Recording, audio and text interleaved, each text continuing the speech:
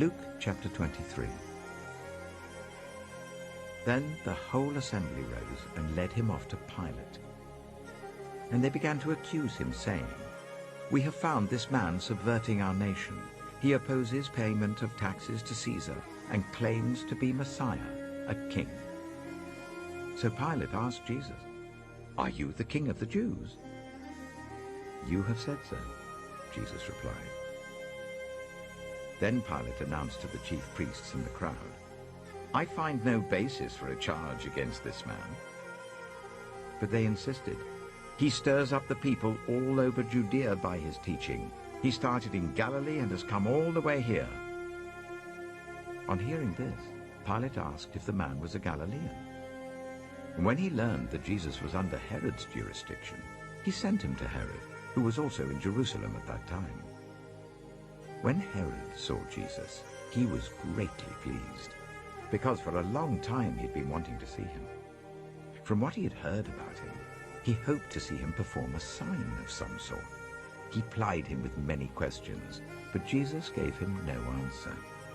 The chief priests and the teachers of the law were standing there, vehemently accusing him.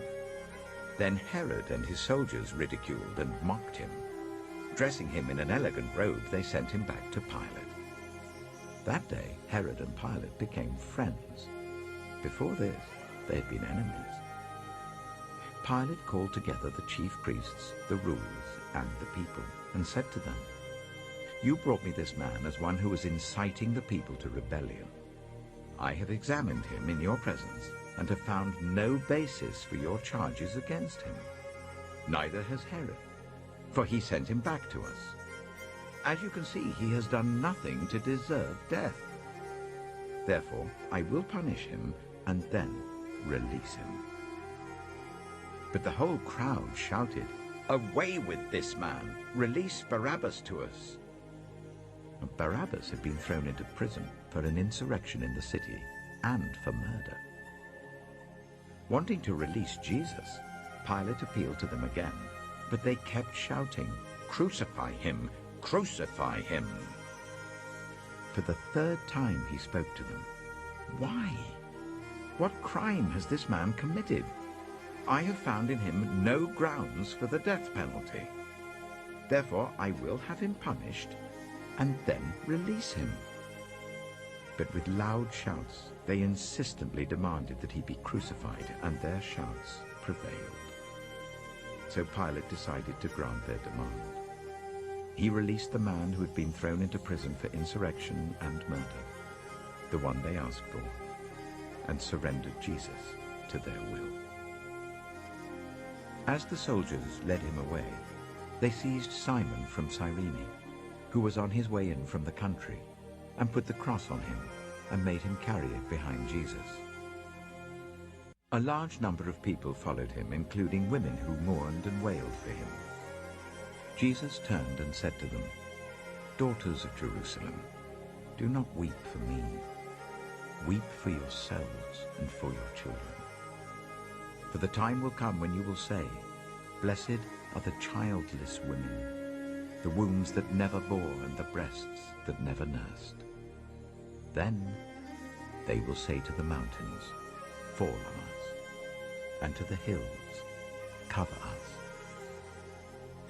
For if people do these things when the tree is green, what will happen when it is dry?" 2 other men, both criminals, were also led out with him to be executed. When they came to the place called the Skull, they crucified him there along with the criminals, one on his right, the other on his left. Jesus said, "Father, forgive them, for they do not know what they are doing."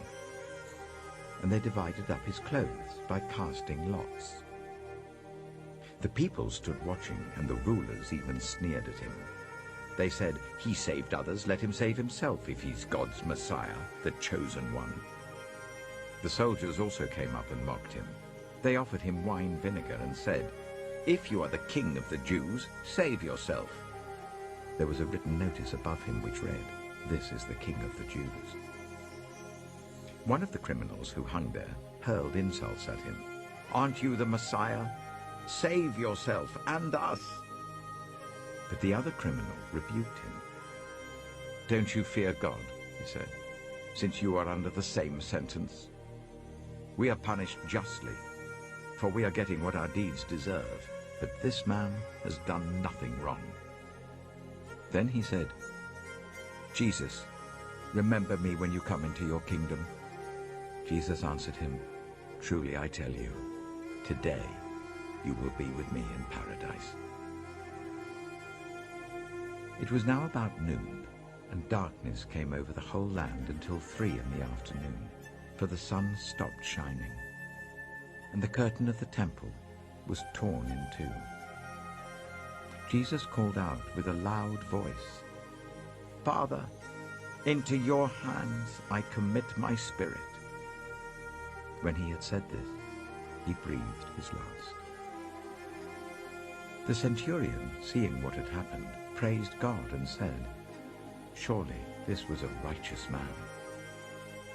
When all the people who had gathered to witness this sight saw what took place, they beat their breasts and went away.